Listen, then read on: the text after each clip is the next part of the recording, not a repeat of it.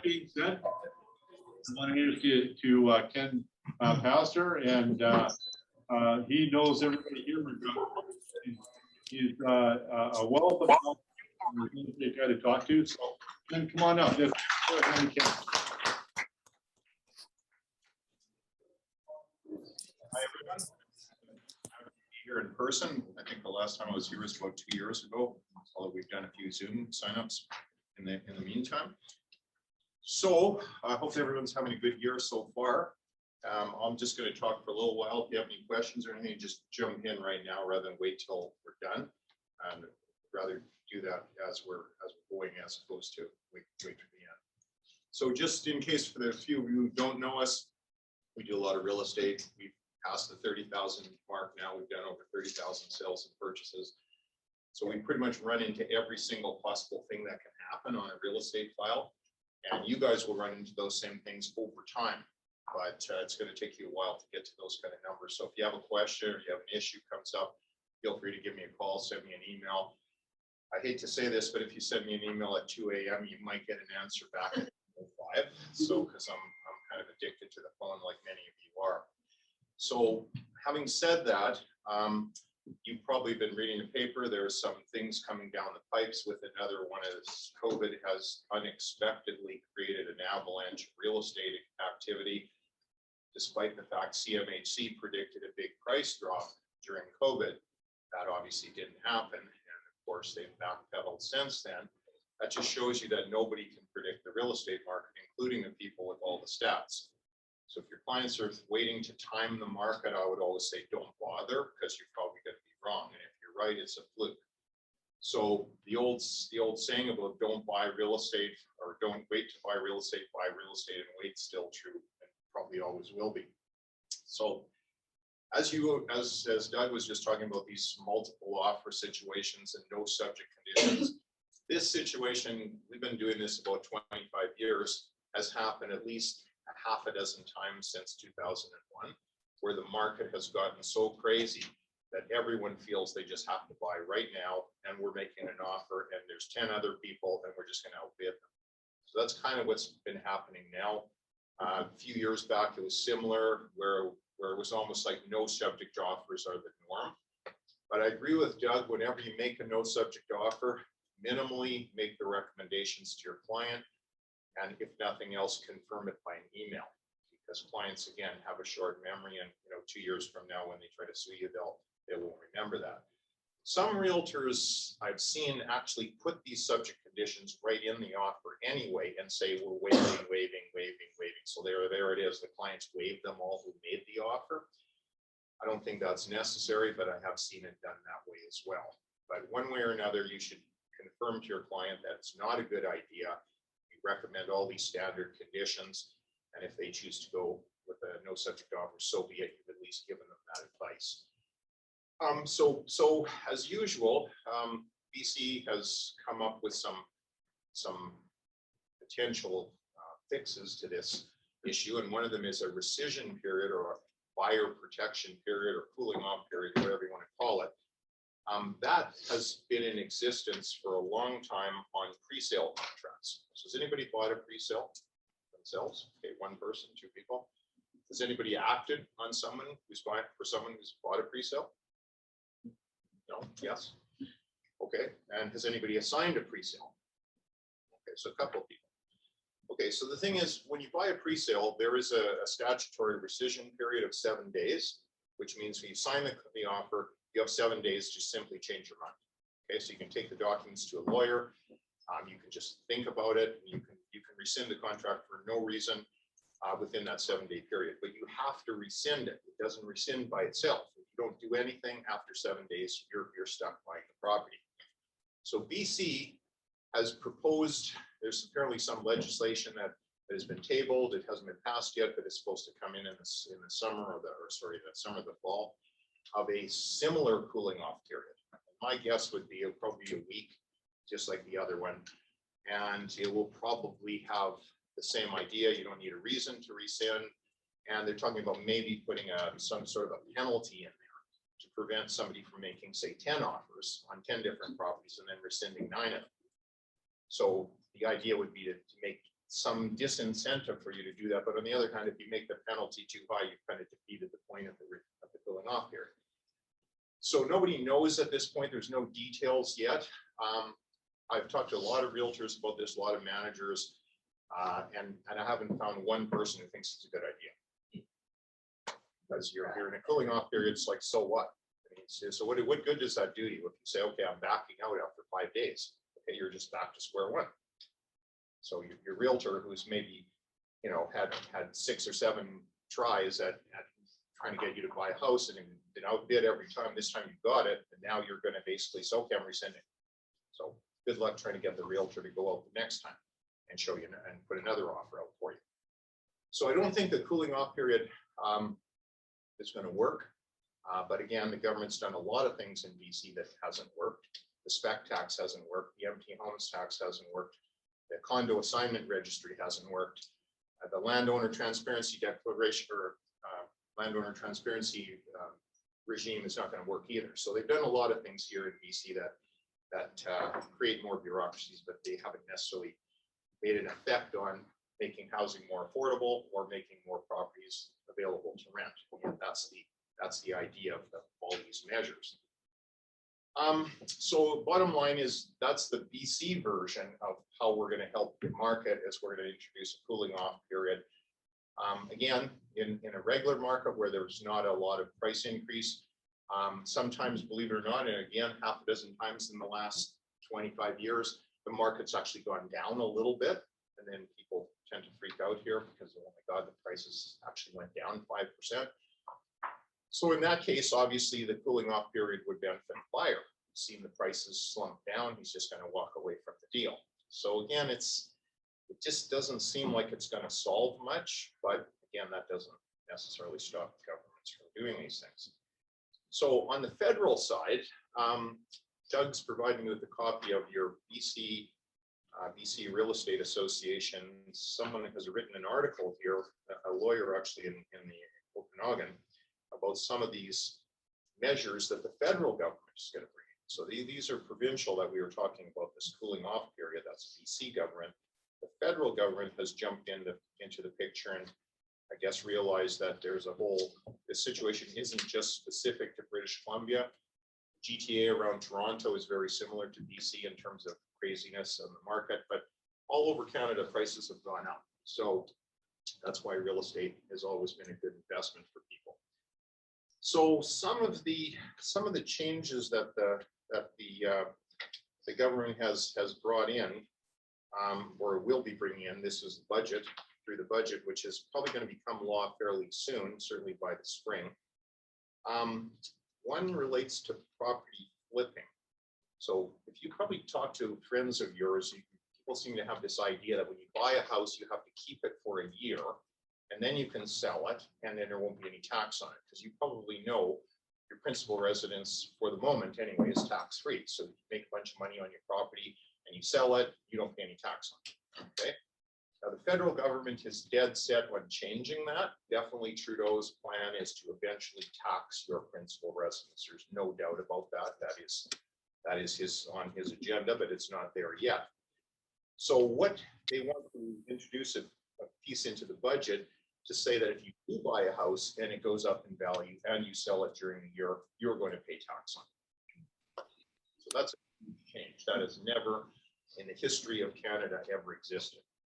Now, could you pay tax on a house that you just bought and you sold 6 months later? In some very rare circumstances right now, you could.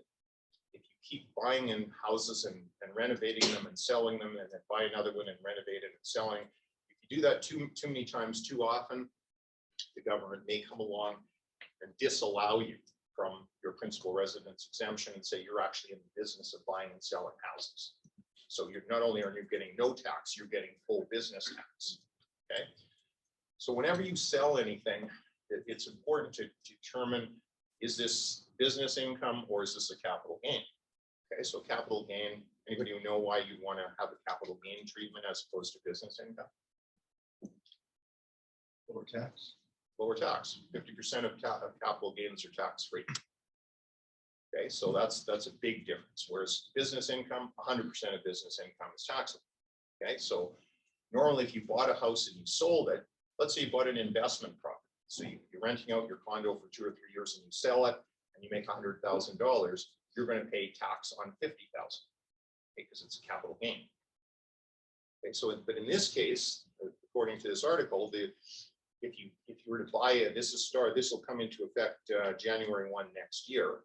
If you bought a house and sold it within 12 months, you're not only going to not pay a capital gain, you're actually going to pay full business income on the disposition. So that's a huge change. And you know, there may be some exemptions. We haven't seen whatever the details are. Maybe you got transferred, maybe somebody died, maybe you won't have to pay tax in that case. But this to me is a move from the federal government to eventually start making people used to the idea that your principal residence. That's really a really bad thing. Hopefully, if any of you are thinking of voting Liberal, you won't. Because really, honestly, this is like how you get people to think that, okay, well, I guess my residence can be taxed. I guess that's okay. Well, no, it's not okay. Because a lot of people, that's your primary source of retirement income when you finally get older and you have your nice house and it's paid off and you have a chunk of money so you can downsize or whatever, and that's not taxable right now. Okay, but trust me, the governments have spent so much money, they're going to be looking for ways to get money from you for a long time to come. So anyway, that will make into law what a lot of people think now, that you have to live in your house for a year. So right now, if you bought a house and you moved out 6 months from now and it went up in the meantime, and you had any type of legitimate reason to move, such as you got transferred, you know, maybe you had some kids and now it's too small or whatever, some life-changing event, there's no way you're going to pay tax on that. Okay, but according to this, once the budget comes into effect, you may well have to be paying tax on it. Another thing for those of you, okay, let's sort of back up a little bit. Does anybody know what an assignment is in terms of, say, contracts? Yeah, what would you say? Assigning the rights. That's right. So the buyer has a right to buy something by contract. The stuff that gets assigned in this world in real estate and residential real estate is always pre-sales. I think we've done one assignment, but ordinary one-off contract. The reason pre-sales get assigned is because there's a long closing date. Like you might buy the place today and you're going to close 3 years from now. Okay, so that's why there could be a big price increase in 3 years. The stuff you guys do day to day, you're closing in 30 days, maybe 60 days at the outside. So there's no big change of circumstances. There's no big price increase usually within that short of a period of time. But for pre-sales, people buy them and then they flip them. And that's been going on since 2001. And so the government, if you guys remember, for those of you who've been around a while, there have been these frenzies of people buying pre-sales and selling them. And then sometimes people would buy 10 of them and flip them all before closing. If they've all gone up 10, 20%, 30%, and then you put a small deposit down, you know, people are making a business of selling pre-sales. So back in the day, I think this was back with Christy Clark, actually, they said, okay, well, let's crack down on this property flipping because this is not a good thing for the people who want to buy. So rather than do what would be logical, which is to say you can't assign your pre-sale, except in maybe some limited circumstances.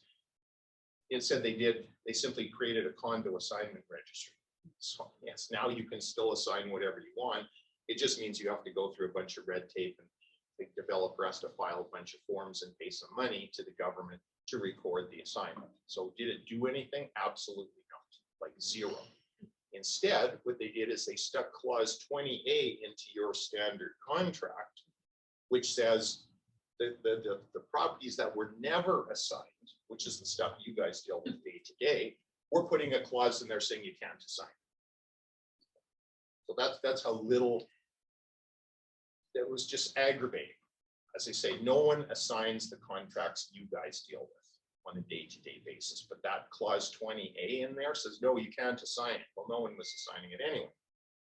The government got a lot of headlines saying, well, you know, we're going to put a stop to this assignment business, you know, and yeah, we're going to stop the assignments that don't happen, and we're just going to record the other ones. So anyway, so bottom line, Most pre-sale contracts do have clauses in there that say you can't assign unless the developer says you can. You usually have to pay them a couple, 2-3% as an assignment fee. They almost always agree to allow you to sign the property because the original buyer stays on the hook to buy, plus the assignee is on the hook to buy. So the bottom line is now the developer has two parties they can sue if the deal doesn't close. So it's quite rare that a developer will say no unless they've got a bunch of unused or unsold inventory.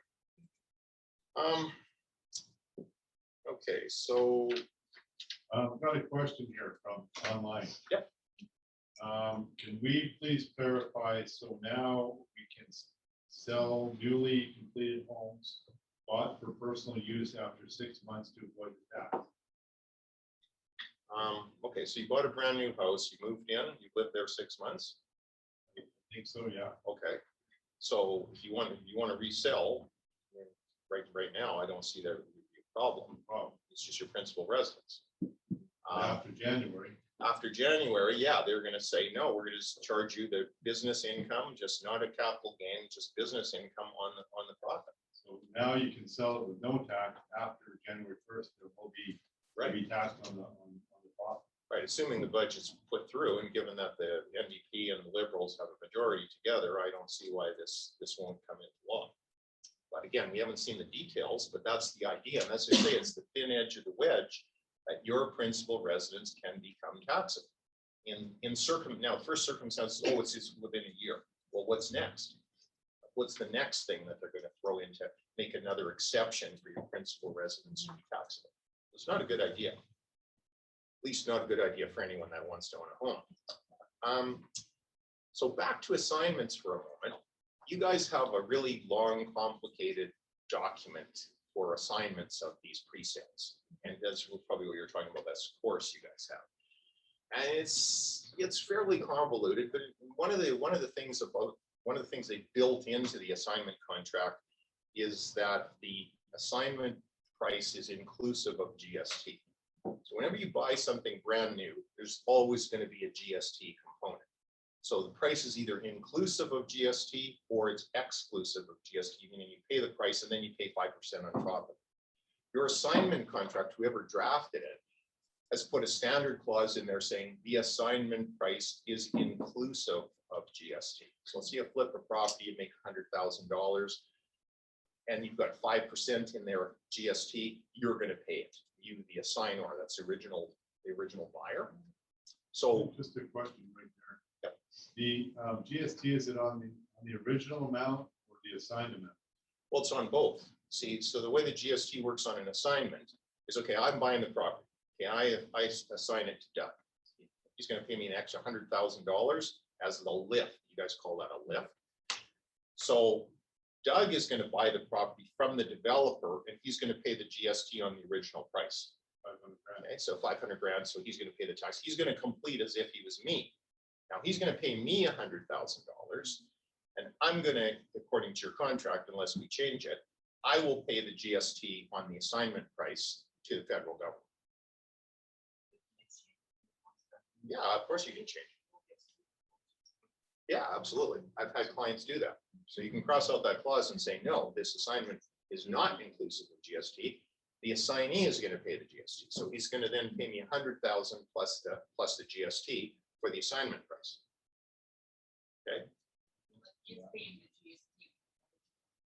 That's right. The original guy, Doug, in my example, will buy the property from Bolida or whoever the developer is, and he'll pay the $500,000 purchase price plus 5% of it. Okay. So yeah, there's no magic. You guys can change that standard contract, that assignment contract, and say that yeah, the assignment price no longer includes GST. The assignee is paying, so he's going to pay more than $100,000.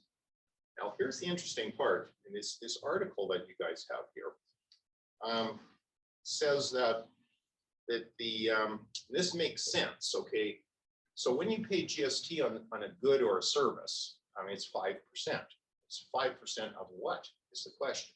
So if there's a lift of $100,000, two things happen. Like when you guys define what an assignment price is in that contract, it says the assignment price is A, the reimbursement of the deposit, let's say that's 50 grand, and B, the lift, let's say that's 100 grand. So the assignment price is defined as 150 grand, okay? Which actually is crazy because it's not 150 grand, it's 100 grand. You're just reimbursing the guy's deposit. But they call it the assignment price. And so Revenue Canada says, oh, good, well, you're going to pay GST on the whole thing, on the assignment price. Of course, it makes no sense. Because half the or a quarter of the assignment price is just giving the guy his deposit back. Because the original buyer, in my case, I put 50 grand down with Boza. I flip the contract to Doug. He takes over that. That deposit. So he's 50 grand ahead. So all he's doing in your contract is giving me the 50 grand back and taking over my deposit with the developer. But CRA takes the position, no, that's part of the assignment price. You're paying GST on the whole thing, which is absurd. If we modified the contract to change those terms. Well, that's what I think you guys should do. I think that the BC Real Estate Association should get rid of that part out of the contract that says the assignment price equals the reimbursement of the deposit plus lift. Also in the contract that the assignee will pay back the deposit. It's not part of the price. It doesn't make sense to say it's part of the price. You're just simply giving someone's deposit back. So your article actually says the opposite. It says it's only payable on the lift. That's actually wrong. So I had a case with CRA 2 years ago. We took that exact position. That didn't make any sense. We had it appealed, and my client still lost. So she ended up paying the GST on the lift plus the deposit. Which seems to make no sense, but of course it makes sense to CRA because they get more money. But in any event, you can change that in your contract if you write an assignment and say, well, no, it's exclusive of GST. That most new purchases are exclusive of GST. So you pay the price plus 5%. So something to keep in mind on assignments is they're very complicated. And if you don't do a lot of them, then, feel free to call us. I mean, Doug's done a lot. I mean, there's just always don't just, I guess I'm a fan of saying don't guess. If you're wrong, it's worse than if you just said, I don't know. I'll go find out for you, or maybe call your accountant about a GST question. If you just give the wrong answer, that's worse than not giving any answer. We had a case similar to that where the guy bought the property, both on an assignment, but he left it empty for 2 years, then sold it. And then the question was, does the new guy pay GST? Well, see, that's a good question. And that's another issue that comes up a lot when you see these pre-sales. Somebody bought a pre-sale, they didn't flip it, but they never lived in it and they never rented it. And now they're reselling it. So do they have to charge GST to the new buyer? Sometimes yes, sometimes no. Okay, so I mean that's another whole issue. If you're acting for a client who's buying a pre-sale and it says in the listing GST already paid by the original buyer, well, that's always the case. So the original buyer almost always pays GST. That doesn't mean you won't have to pay GST. Some cases you will, some cases you won't.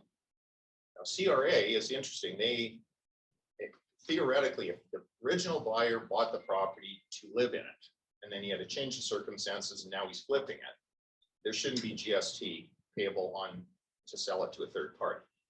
But that's very difficult to convince CRA of that. They figure if you bought it and you didn't live in it, you flipped it, you probably bought it for a profit. You bought it in a business venture. So a lot of times on the safe side, I know some of the accounting firms have suggested to the seller in that case, just charge GST. It's just, it is what it is.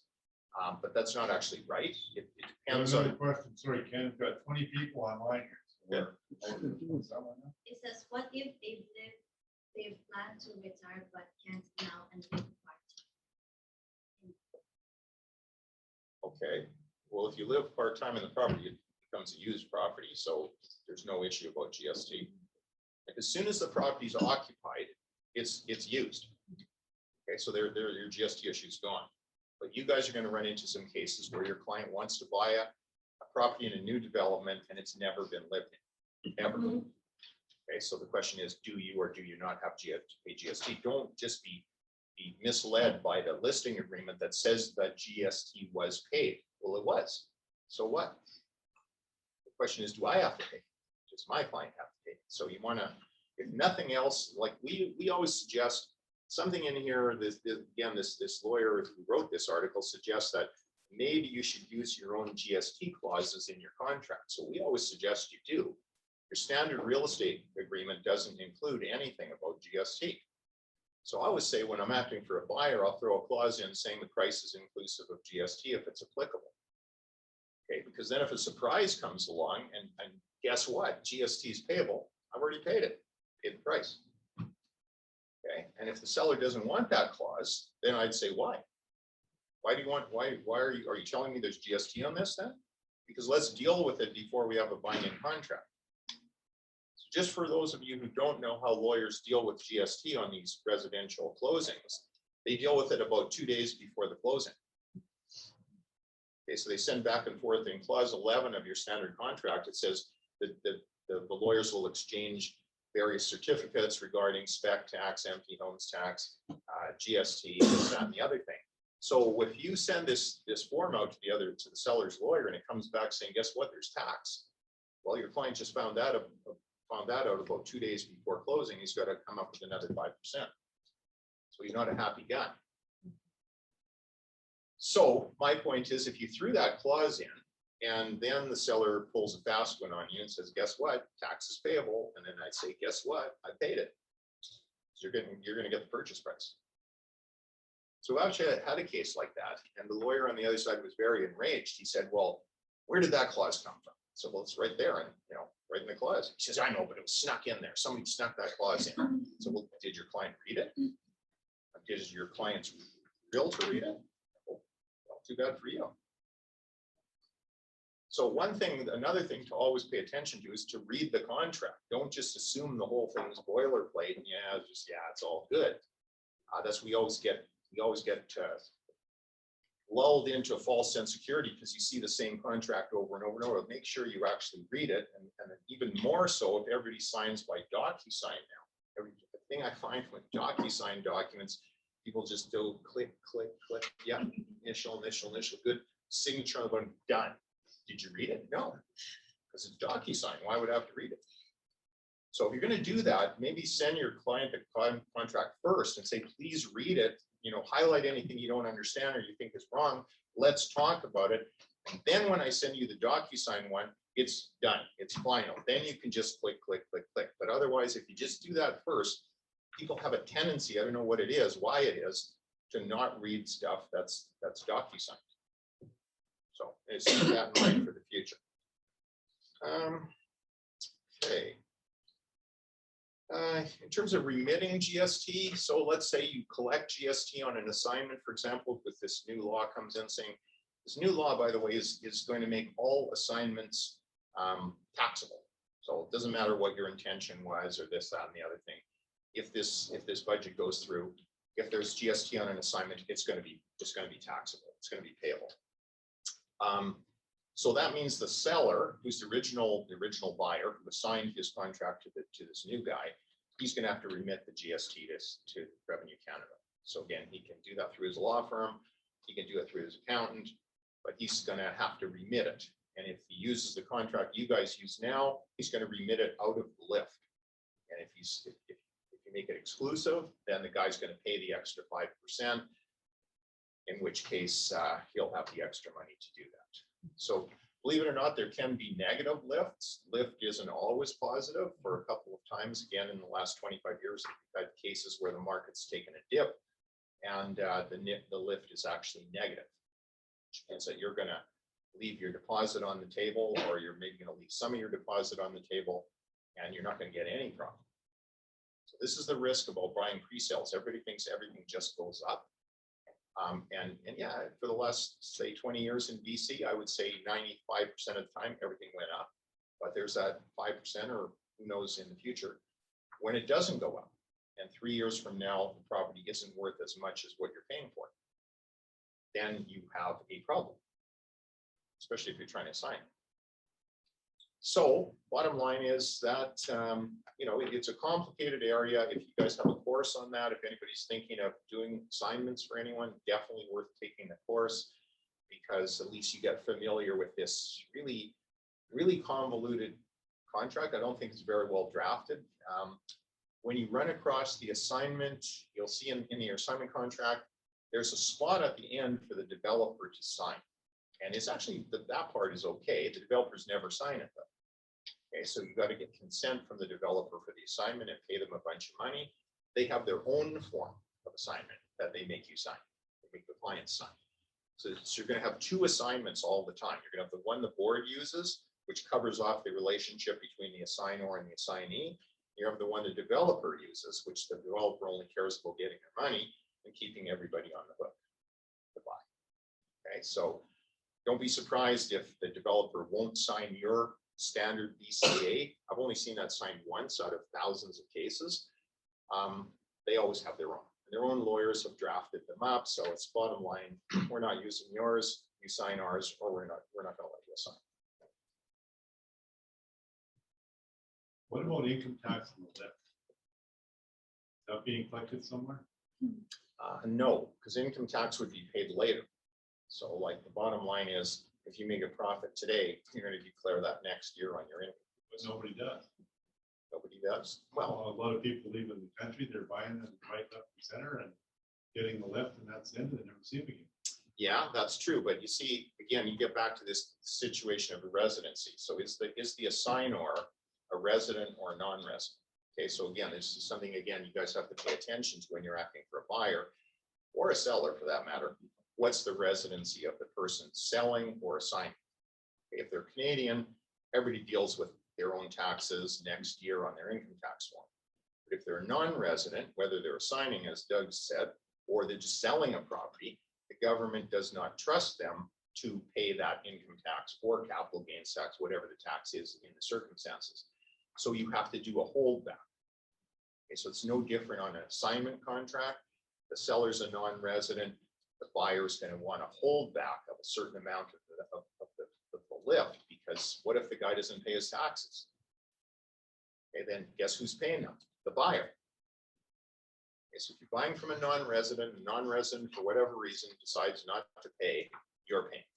Just a question on that. If they answer that they're resident, and it turns out after the fact that they're not, would the buyer be held responsible for that tax? Depends. Okay, so the buyer under the Income Tax Act has to make reasonable inquiries from the seller as to the seller's residency. So normally what lawyers do, they send a statutory declaration or an affidavit to the buyer, to the seller's lawyer, and say, here, have your seller or assignor sign this statutory declaration claiming under oath, yes, I'm a Canadian resident.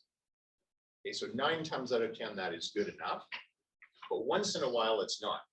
Okay, so if you have reason to believe that this guy is not a resident, even if he signs some sort of declaration saying he is, and you know, you got a box in the contract that says resident, not resident, so it says resident, and he's given us a statutory declaration, yes, I'm a resident, but you're pretty sure he's not, that's not going to protect you.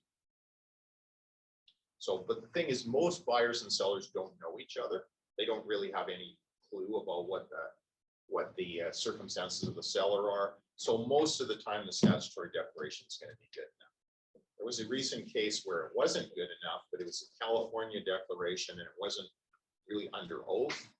And the buyer had some knowledge that, oh, it's a guy signing everything in California. He's got a California address and he's saying he's a resident of Canada, you know, and it wasn't under oath, this declaration. So the court held no. This guy is a non-resident buyer, you're stuck with the problem. So the thing about residential real estate, guys, is it's becoming more and more like commercial real estate used to be 20 years ago. There's more and more issues. There's more and more legal stuff that affects your transaction. Okay. So, and the government just keeps piling it on. Like there's more taxes, more stuff to check, more issues, more this, more that. And so at the end of the day, your clients always think we always got to fall back. There's a guarantor on every single real estate transaction. There's an actual guarantor. Do you know who that is? You're going to check everything for the client. You're going to make sure the taxes are okay. You're going to make sure the residency is okay. You're going to make sure the appliances work on the completion date. When the client moves in and the stove doesn't work, it's your fault. you're going to write a check out for me. So that's the client's expectation. And so when you guys are dealing with your clients, you should say, well, no, we're expert realtors. We can help you find a place and we can, get a good price for you to the extent that's possible. But we're not lawyers. We're not tax accountants. We're not this. We're not surveyors. We're not architects. We're not. So those are things that you just make it clear to your client that, we're giving a certain kind of service, but if you need something else or another issue comes up, then, by all means, talk to your lawyer, talk to your accountant, talk to your whoever. And as I say, I think it's the point of this kind of talk is just to say, well, here's some issues, just so you know about them. So then you can say, well, here's an issue. Maybe you should look at this. And talk to your lawyer, phone the government, phone CRA, phone the property transfer tax. I had a client last year. She bought you guys all know what the foreign buyers tax is in BC? Anyone doesn't? Okay, so this is something Christy Clark brought in about 5 years ago, which says if you're not a Canadian citizen or a permanent resident of Canada and you buy property in BC, you're going to pay 20% property transfer tax on top of the regular property transfer tax. So at $1 million property, you're going to pay an extra 200 grand. Okay. So I had a client last year. She bought a property in BC for just under $1 million, and she is a non-resident of Canada. And her realtor told her she didn't have to pay the foreign buyers tax because she was under this expedited immigration program. And her mortgage broker told her the same thing, and they were both wrong. So, in fact, there is something called the BC nominee program. So if you are an approved nominee under this BC immigration program, and you can be exempt from the foreign buyers tax in BC if certain conditions are met. This lady was under a different program through the federal government, so it had nothing to do with BC, so she wasn't exempt. So once we found that out, and we're like 2 weeks from closing, and we tell her she's got to come up with another 200 grand to close, well, she can't. Okay, so we extended the deal a couple of times, she had her PR application, permanent residency application in place, and it was moving along, but it really moves at a snail's pace nowadays. And with COVID, that was even worse. So she still to this day doesn't have her permanent residency. So eventually the seller collapsed the deal. She lost her, she had a $70,000 deposit. And by law, you guys know that when you don't close, you lose your deposit, right? Everybody knows that. Doesn't matter if the seller can resell the property for a profit or not, it's irrelevant. So in her case, because of the delay, the prices kept going up. The seller resold the property, made an extra 50 grand on top of it. And so we were able to negotiate $15,000 that we were able to keep out of the deposit. So 70, we left 55 on the table and we got 15. And they thought they were doing us a great favor by letting us keep 15 grand, even though they made an extra 50 on top of it.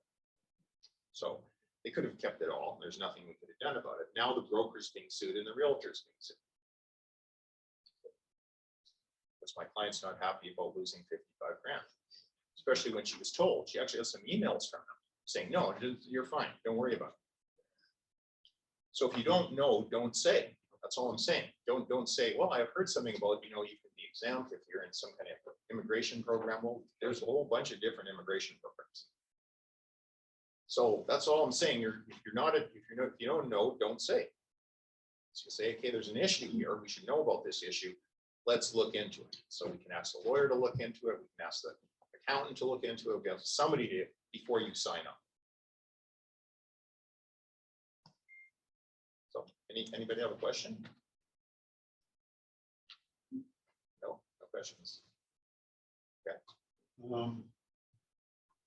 Foreign buyers waiver. No foreign buyers. I think that's in there. But they're disallowing foreign buyers. Oh yeah. That's a federal thing. The federal government wants to say no foreign buyers, period. And presumably that will be either Canadian citizens or permanent residents. So forget the situation here that you're going to have to pay the extra 20%. If that comes through, no foreign buyers are buying. So obviously, if you have someone who's buying from another country and you I'm assuming it'll be resident or citizen. You said, well, you can't buy, you can't write an off. Because you just as a moratorium on it. You can't buy. I don't honestly think that's going to have a lot of effect on us, because the one tax that made it a dent in the foreign buying in BC was the additional property transfer tax, what they call here the foreign buyers tax, which added 15%, and now it's 20%. That's a big hit. That's really cooled off foreign buyers jumping into BC and buying property here. So this thing the feds are going to do, I don't think it's going to affect us Well, much. the problem is it's gonna affect the revenue for BC too, because they're probably counting, make a lot of money on it. But not on foreign buyers right now. The Don't foreign, think so? yeah, because like I said, that 20% tax we have, that really quashed it. Yeah. That really actually did it. And, we have to come to a decision as Canadians, do we want to limit foreign buyers of Canadian property? Because one of the reasons the properties here are so high, because everybody got a theory of why the price is so high, really not only in BC, but all over Canada, but mostly in BC and Toronto, is there's too many people wanting to buy property. So, like all of Canada has maybe 250,000, give or take, new properties built every year. You got 1 million people coming to Canada every year. So building 250, you're bringing in 1 million people. How do you fix that? How do the prices go down? BC is the same. We've got 40, 50,000 people normally come here every year. Yeah, I think they're forecasting that in a couple of years. Yeah, so again, you're building maybe 20,000 units. So we go, well, like how the prices go down? How do the rents go down? All these things like the empty homes tax and the spec tax, that hasn't had one effect whatsoever on reducing rents or bringing more properties into the market. So, I mean, this is the problem. The government thinks, well, we're going to fix this, we're going to fix that. Well, no, you're not. You can't keep saying, well, we're going to have so many people want to buy and we're going to build this much. So we're going to have this many people. How does that work? So, I don't know. It's a conundrum, but for you guys as realtors, seems people are going to be wanting to buy properties for a long time. Hopefully you guys all own a property, or if you don't, then try to buy one. So I always say to people, just get in the market and stay in the market. 20 years from now, you'll be happy that you did. So guys, if that's good, you guys are good, I'll leave some cards here in case you don't have any cards. I'll leave some here. If you ever have any questions, give me a call or shoot me an email anytime. Okay, thanks very much. Thank you. Yeah, I need to just check there. Is there any questions on any guys online there? Naz, do you I wanna don't say see a few any. words as well? Yeah, we'll give Ken, just wait till Ken, see if we Yeah, have any questions, then we'll go from there. Sure. Naz is our mortgage broker. One of them. If you guys have any questions, just let us know.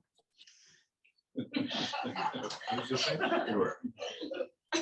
Online, if they have any questions, just let us know. I don't think so. Is there? What's the question? Okay, there's a couple of questions from Karen. Where can I find more information about the qualifications on foreign buyers tax? I already, for buyer's tax or the nominee program, if that's one there. Oh, yes, nominee. Yeah, I already Yes. have that. So that one's done. Was there another one?